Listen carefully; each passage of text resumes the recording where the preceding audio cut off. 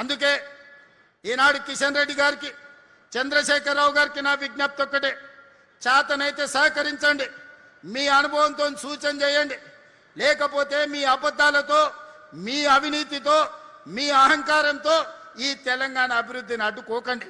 మీ చీకటి ఒప్పందాలు, మీ గూడు పుటానీలు తెలంగాణ యువత గమనిస్తూనే ఉన్నారు.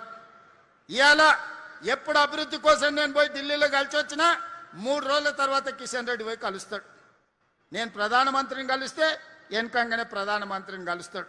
నేను అర్బన్ డెవలప్మెంట్ మినిస్టర్ని కలిస్తే 3 రోజుల తర్వాత కలుస్తాడు. నేను రైల్వే మినిస్టర్ని కలిస్తే 3 రోజుల తర్వాత పోయి కలుస్తాడు. నేను కలుద్దాం రమ్మంటే రాడు.